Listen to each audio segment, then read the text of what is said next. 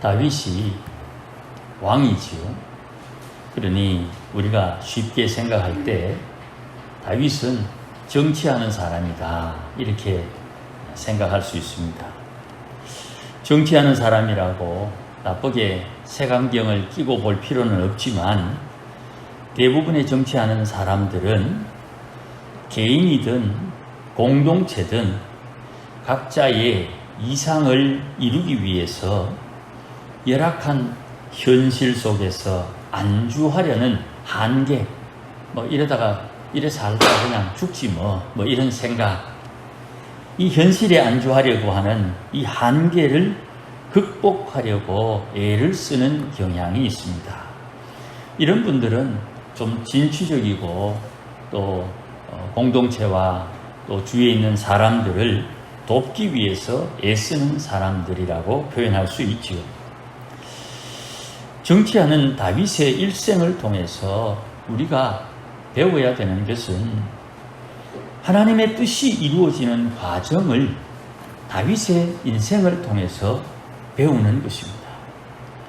다윗이 저런 어려움을 당했을 때, 다윗이 이런 괴로운 일이 있을 때에 어떻게 하나님의 뜻을 구했고, 하나님의 뜻은 다윗의 일생 속에 어떤 과정을 거치며 다윗을 하나님의 사람으로 만들어가는가 하는 과정을 우리가 유심 있게 살펴야 됩니다. 그러니 성도들은 성경을 읽고 성경을 묵상한다고 할 때에 이런 관점, 이런 시각을 가지고 하나님의 말씀을 접할 수 있어야 되는 것이에요. 그러면 성도들에게 통찰력이 옵니다. 내 인생은 나를 중심으로 움직이지요. 내 인생은 나를 중심으로 움직인다. 내 주위에서 일어나는 일들을 내가 감지하고 느끼고 판단하면서 내가 결정하고 선택하는 것이지요. 이게 내 인생을 주도적으로 사는 것입니다. 내가 결정할 것을 누가 알려준다고 하면 고마운 것 같지만 알려주는 대로 하지 않으면 강요가 됩니다. 그러니 모든 결정은 내가 하는 거예요. 또 내가 해야 되는 거예요.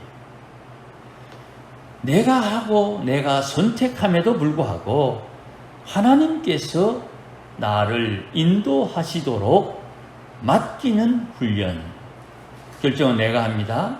그런데 내가 그 결정을 할 수 있도록 하나님께서 상황과 형편과 여러 가지 모양을 하나님이 주도하고 있다고 믿고 하나님이 인도해 주시는 것을 기대하는 마음, 이것을 특별히 오늘 본문에 나오는 말, 하나님을 경외하는 법, 이렇게 표현할 수 있어요.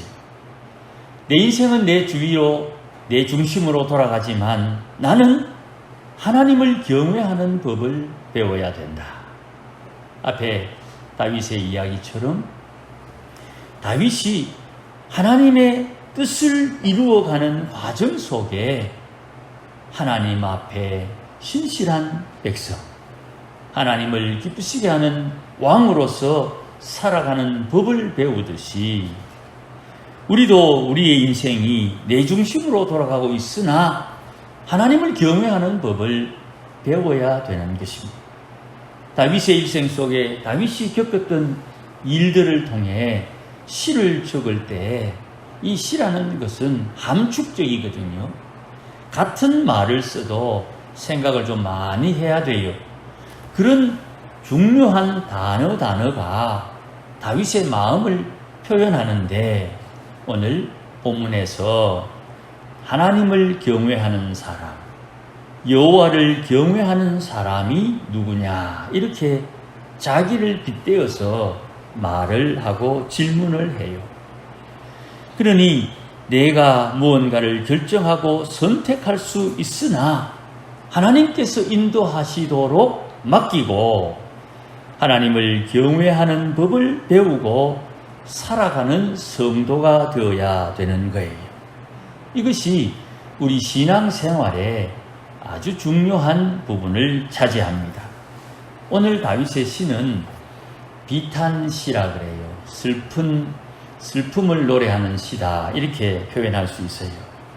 마음에 실망이 찾아오고 주위에 답답함이 찾아올 때 기도한 시다, 이런 뜻이에요. 내용이 길지만 중요한 부분 몇 가지를 좀 살피면서 말씀을 나누려고 합니다. 오늘 본문 시편 25편의 내용은 좀 긴데요, 이 중에 아주 중요한 단어가 있어요. 앞서 말씀드린 대로 12절에 나오는 여호와를 경외하는 사람이 누구냐 하는 말씀이고요, 14절에 나오는 여호와를 경외하는 자에게 여호와의 친밀함이 있다 하는 말씀이에요. 여호와를 경외하는 사람에게 주는 복은 두 가지입니다. 첫 번째, 여호와를 경외하는 사람은 자기가 중요한 선택을 해야 될 때 하나님께서 이거 선택해라 하고 가르쳐 주시는 거예요. 내가 이것을 해야 되나 저것을 해야 되나 고민할 때, 이 고민이 말입니다, 참 어렵거든요. 이걸 하려니 저게 울고, 저걸 하려니 이게 울고, 이것도 저것도 안 하려니 내가 울고, 참 답답한 상황에 이거다 하고 통찰력을 가지고 그것을 자신감 있게 선택할 수 있는 능력, 이거는 인생의 큰 짐을 들어주는 것이에요. 이 크고 놀라운 은혜를 여호와를 경외하는 사람들이 받는 복이다, 그렇게 시편에 다윗이 고백을 해요. 또한 14절의 말씀에 여호와를 경외하는 자, 이 사람을 하나님께서 친밀하게 대접해 준다고 말씀해요. 이 친밀하게 대접해 준다는 말은 스스럼없다, 이 말입니다. 우리가 친구들을 만났을 때 내게 도움이 안 되는 친구도 있고 도움이 되는 친구도 있지만, 내게 자기의 것을 희생하면서 도와주는 친구, 그런 친구를 옆에 둔다, 이런 표현을 할 수 있어요. 그러니 하나님께서 나를 친밀하게 대우해 주신다 하는 말씀은 하나님께서 나를 스스럼 없이 대해주고, 내가 어렵거나 힘들 때에 나를 구원해 주시는 분으로 이해함이 좋아요. 하나님께서 친밀히 대해 주실 때에 하나님은 내게 14절 말씀에 언약을 보여주신다. 이 언약을 보여준다는 말은 좀 특이한 말이에요. 다윗의 경우에는 하나님께서 다윗에게 등불을 주셨다 그랬어요. 잠언에 보면 이 등불은 영혼을 비추는 빛이다, 내 영혼은 빛이다, 그때 등불이라는 말을 써요. 이 다윗의 등불은 다윗의 후손들에게 하나님이 주시는 은혜로 표현되는데, 근 100년 정도마다, 다윗이 죽고 난 뒤 100년 정도마다 다윗 가문이 위기를 처할 때마다 하나님께서 빛을 비추어 주시는 크고 놀라운 은혜를 말하는 거예요. 내가 살아있으면 무언가 내가 알고 있는 인맥, 내가 경험한 경험, 지혜, 이런 것들을 통해서 해결해 줄 수 있는데, 다윗은 지금 하나님의 부름을 받아 죽었어요. 다윗이 죽고 다윗이 이 땅에서 하나님 앞에 받은 그 약속, 언약대로 다윗의 등불이 때가 되면, 위기가 등장하면 그때마다 불을 켜는 거예요.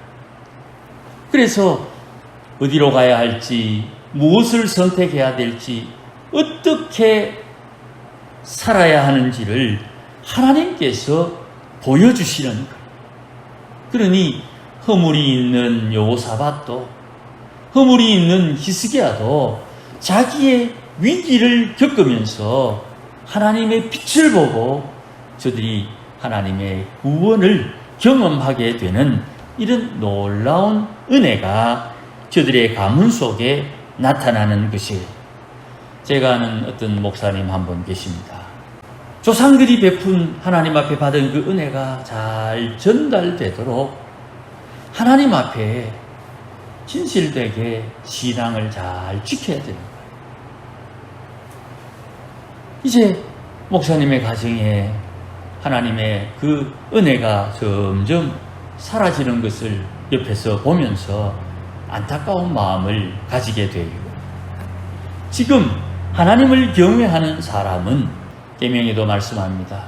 지금 내가 하나님의 계명을 따라 살면 하나님께서 천대까지 은혜를 베푸는데, 내 우선 중에 하나가 하나님을 거역하고 하나님 앞에 악을 행하면 3, 4대까지 그 죄값을 물으시면 하나님의 은혜가 어찌 될까?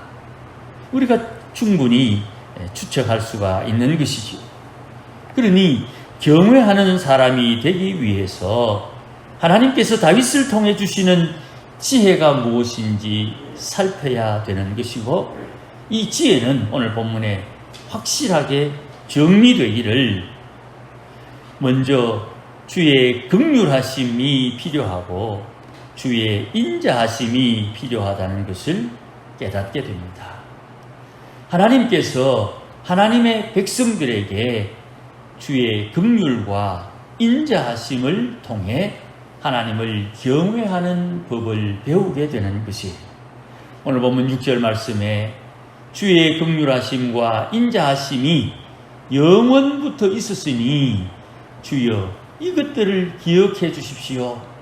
그래서 7절에 내 젊은 시절의 죄와 허물을 긍휼히 여기셔서 용서하여 주옵소서, 그렇게 고백하고, 또한 하나님의 인자하심을 통해서 나를 기억해 달라고 요청을 합니다. 하나님, 나를 하나님의 인자하심으로 기억해 주십시오 하는 이 고백은, 하나님께서 8절에 하나님의 도, 주의 도, 주의 길, 하나님의 구원을 죄인들에게 가르쳐 달라고 요청을 하는 거예요. 이건 이렇게 설명하는 것이, 먼저 주의 긍휼하심은 나의 죄와 허물을 간과, 죄가 있는데 죄가 없는 것처럼 죄를 덮어주는 것을 말해요. 우리 아이들 예전에 키우면서 눈에 뻔히 보이는데 뭐 일 바쁘고 몸 아프고 신경 쓸 일이 있으니까 모른 척 이렇게 덮어주고 넘어가는 것 많이 경험해 보셨지 않습니까? 그것을 간과라고 합니다. 나의 허물과 죄를 하나님이 알고 있어요. 그런데 없는 것처럼 덮어준다 이 말이에요. 그것이 하나님의 긍휼이고, 우리 시대의 말로 표현하면 용서죠. 내가 누군가를 용서하는 이유는 성경의 말씀에 의하면 내가 먼저 용서받았기 때문입니다. 그리스도가 나를 먼저 죄에서 구원해 주시고 나의 죄를 용서해 주셨기 때문에 같이 예수 믿는 형제의 죄를 용서하는 거예요. 이게 우리에게는 익숙하지만 세상 사람들에게 참 낯설어요. 쉽지 않습니다. 도무지 이해가 되지 않을 수 있어요. 그래서 이 용서를 먼저 용서받았으니 용서한다, 이 말을 도무지 이해가 되지 않으니까 이걸 영화로 만들었지요. 한 10년 됐습니까? 밀양이라는 영화입니다. 그 영화에 이런 대화가 있어요. 내가 용서하지 않았는데 감히 하나님이 당신을 먼저 용서했다는 것이 말이 되느냐. 이 죄인이 유괴했거든.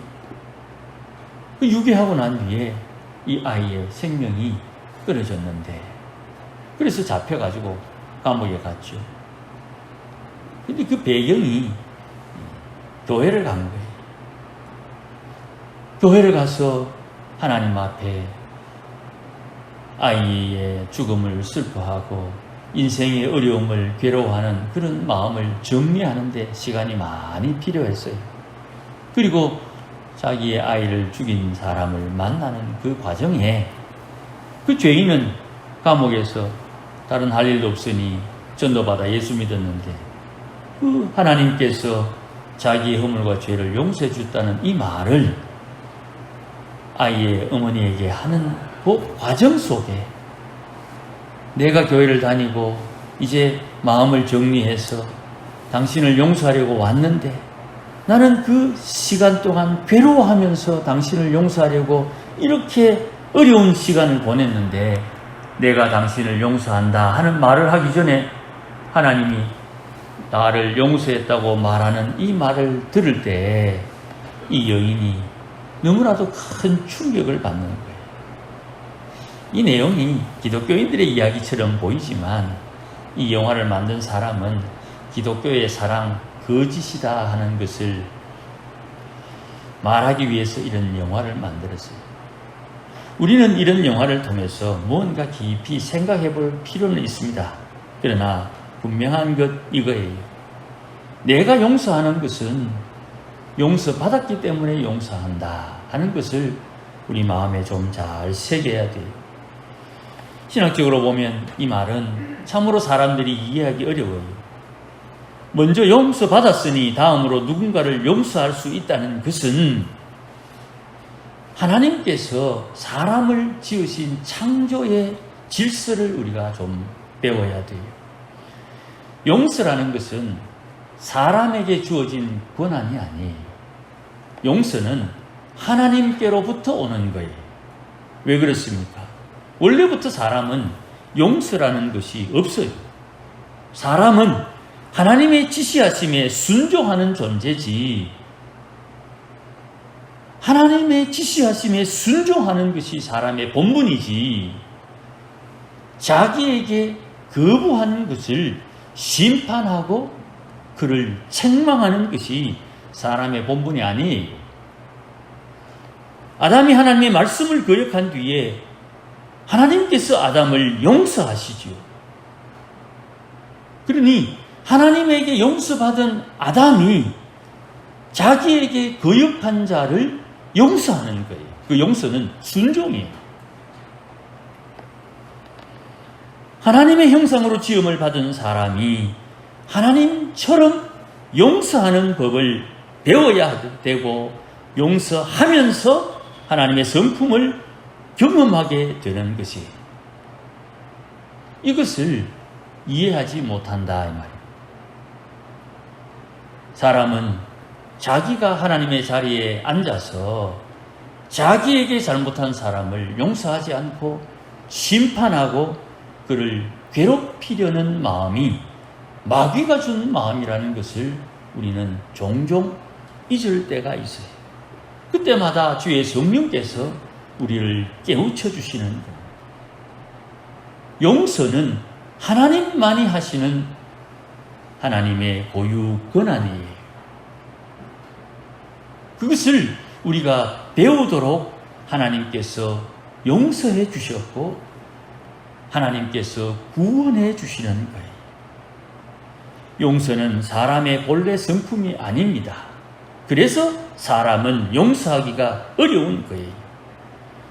어려워도 하나님을 경외하는 사람은 용서를 배워야 하고 용서하면서 하나님의 성품을 닮아가는 것입니다. 저도 그렇고 여러분도 그렇고 용서는 쉽지 않아요. 그래서 하나님 앞에 나는 도무지 용서할 수 없습니다, 이렇게 거부하기도 해요. 거부하다가 하나님께서 우리를 콘으로 몰아서서 용서하지 않으면 안 되는 상황을 만들 때, 그때 우리가 비로소 회개를 하는 겁니다. 회개하면서 하나님 앞에 용서를 받아들이게 되는 것이, 이 회개는 회개하지 않으면 죽인다, 이건 협박이 아닙니다. 내가 상황과 형편을 보니 스스로 회개해야 되겠구나 하는 깨달음이 오는 거예요. 누구도 내 인생에 이래라 저래라 할 수 있는 권한이 없어요. 잊지 말아야 됩니다. 누구도 내 인생을 이래라 저래라 하는 권한을 가진 사람이 없어요. 그런데 그를 이래라 저래라 하시는 하나님이 있는 거예요. 하나님을 경외하는 방법을 배우는 것입니다.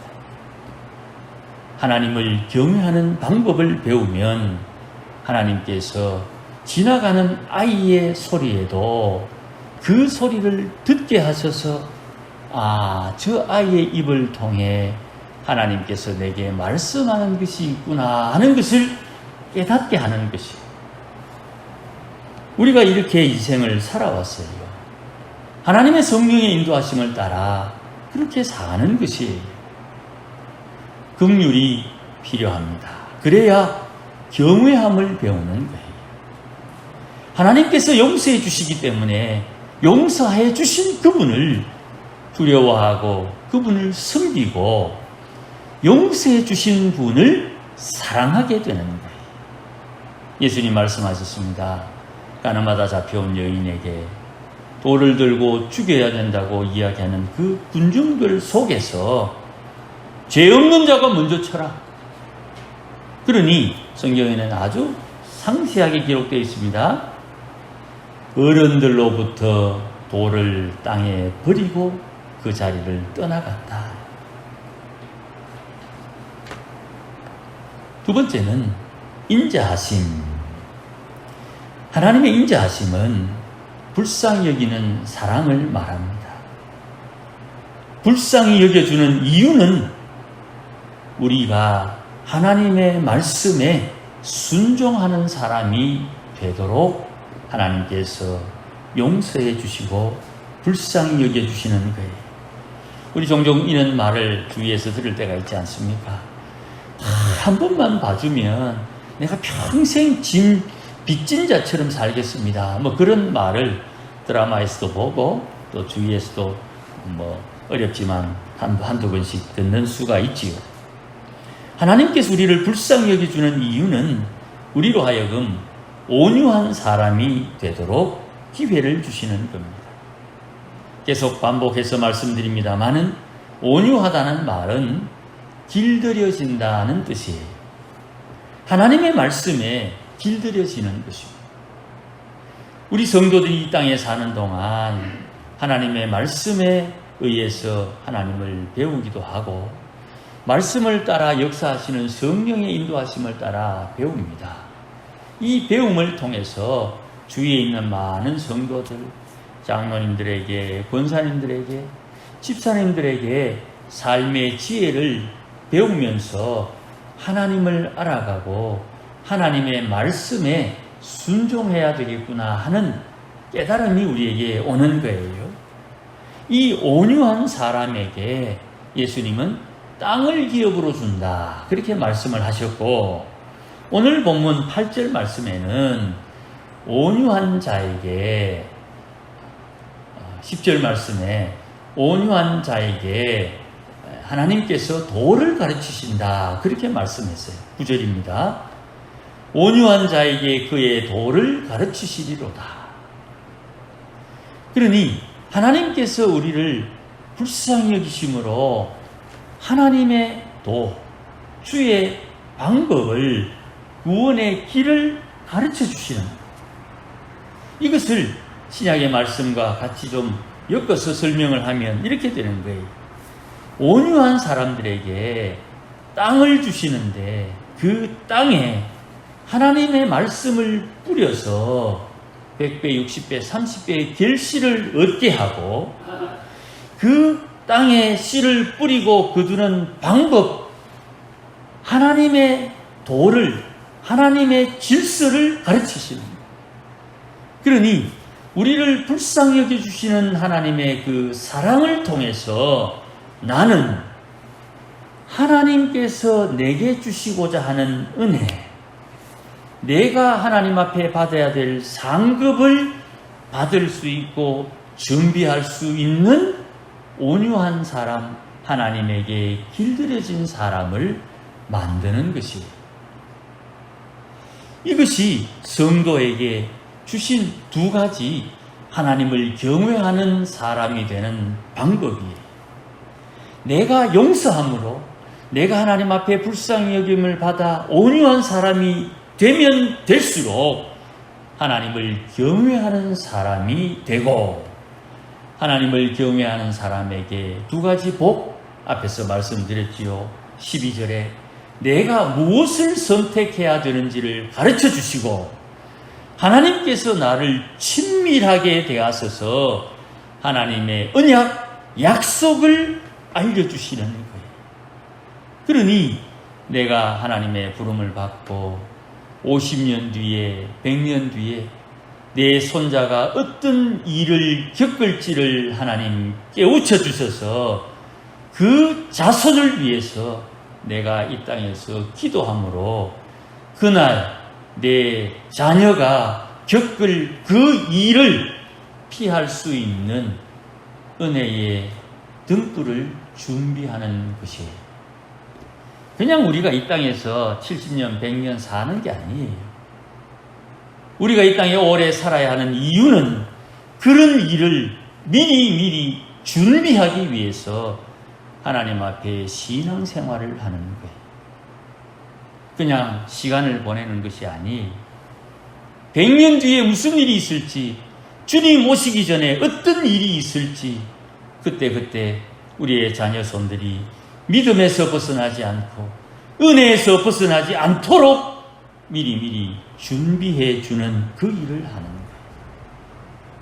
그런 이야기가 어디서 나옵니까? 다윗이 하나님 앞에 성전을 짓고자 하는 마음을 가졌을 때 하나님께서 다윗에게 지혜를 주십니다. 성전을 짓는데 너는 못 짓는다. 그러나 내가 성전을 짓지 못하지만 성전 지을 재료는 준비할 수 있다. 이 다윗의 통찰력은 하나님께서 그 인생을 풍요롭게 하는 원동력이 되는 거예요. 전쟁에서 나가 싸워 이겨야 되는 것입니다. 왜요? 그 전쟁에서 이기고 가져온 그 전리품 중에 왕의 것은 다윗이 자기가 취하는 것이 아니라 주의 성전을 위해서 준비하는 재료가 되기 때문에, 그러니 다윗은 어디를 가든지 이겨야 되는 거예요. 다윗이 잘나서 이기는 게 아니에요. 하나님께서 다윗을 이기게 해주셔서 그가 기뻐하는 일이 이루어질 수 있도록 하나님께서 다윗에게 은혜와 복을 더해 주시는 거예요.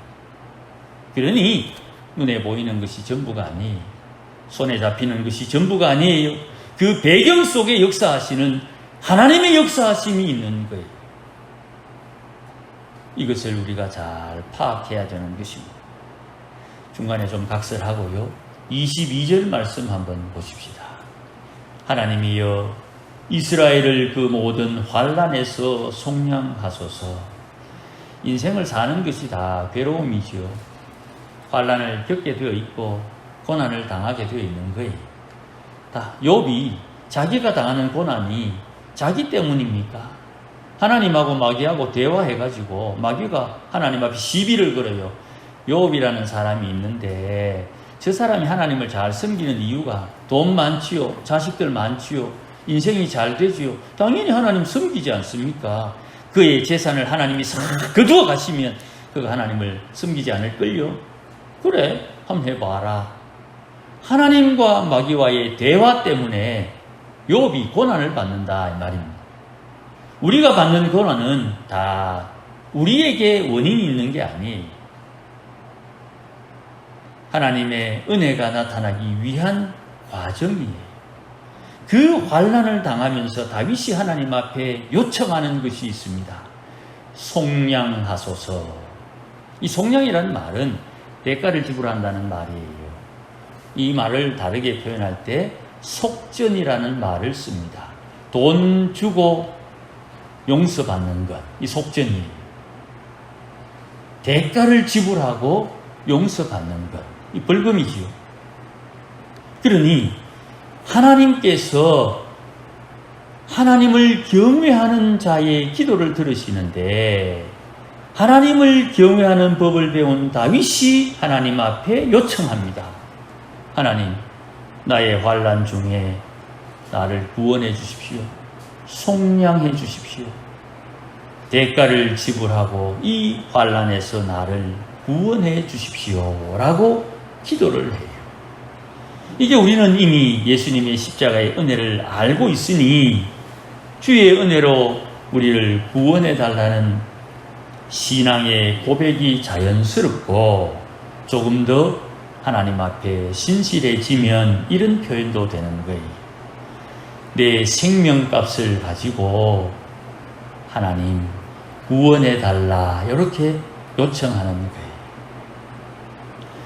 이건분 권사님 하나님의 부름을 받았습니다.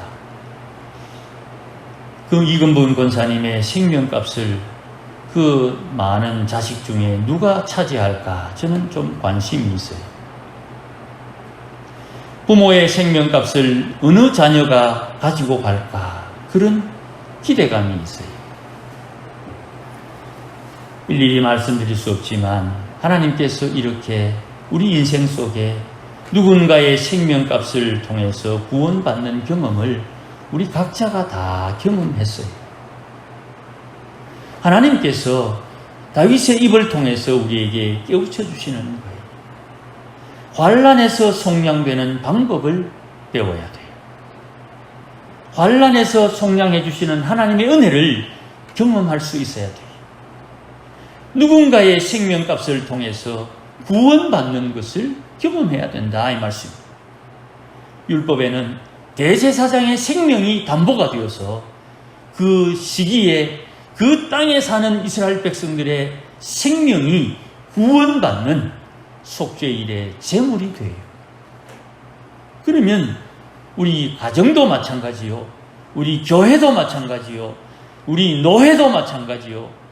하나님의 사람들은 누군가의 생명값을 지불하며 지급받으면서 하나님의 구원을 경험하는 것이에요. 그것을 누가 하느냐? 하나님을 경외하는 자에게 하나님께서 기회를 주시는 거예요. 하나님을 경외하는 자가 받는 은혜, 13절 말씀에 보면 그가 선택하는 것을 통해서 그의 영혼은 편안하고 그의 자손은 땅을 상속받는다. 땅을 상속받는 조건은 온유한 사람이 땅을 받는 거예요. 하나님의 말씀에 길들여지고 주의 말씀에 순종하는 이에게 하나님께서 땅을 주시는 거예요. 그 땅은 약속의 땅입니다. 가나안 땅에 들어가는 이는 하나님이 세운 모세의 말에 순종하고 모세를 대신하는 여호수아의 말에 순종하는 자를 하나님께서 그 땅의 주인으로 세워주는데, 아간처럼 여호수아의 말을 무시하고 여리고에 있는 것을 하나님께 다 드리라 그랬는데 거기에서 금덩어리 하나, 옷 몇 벌, 그것 때문에 자기와 자기 가족 식솔들이 돌에 맞아 심판을 당하는 일이 생기는 거예요. 땅은 하나님의 말씀에 하나님의 뜻에 길들여지는 자에게 주어지는 복이 되는 것이에요. 그러니 우리가 하나님 앞에 은혜를 누린다 할 때에 이 하나님을 경외하는 마음이 우리에게 있어야 되고, 이것이 우리 마음에 잘 열매로 맺히도록 오늘 수고하고 애쓰며 고난과 환난 속에 견디는 것이에요. 이 인내함을 통해서 주께서 환난에서 속량해 주시는 것이고, 십자가의 은혜, 그 십자가의 사랑이 우리로 하여금 대가로 지불되어지는 것이. 사랑하는 여러분, 하나님을 사랑해야 됩니다. 하나님을 사랑함으로 우리의 신앙이 든든히 세워져야 되는 것입니다. 그 하나님께서 오늘 성령으로 여러분들과 우리와 우리 교회 가운데 함께 하시니 성령의 인도함을 따르는 것이 지혜요, 믿음이요, 신앙이 되는 것입니다. 아무쪼록 하나님과 함께하는 우리 온 교회 성도들이 되시기를 주의 이름으로 축복합니다. 기도하십시다. 하나님 아버지 고맙습니다. 귀한 말씀 우리에게 깨우쳐 주셨으니 주의 말씀대로 살아낼 수 있게 하옵소서. 마귀가 우리를 가만두지 않을 겁니다.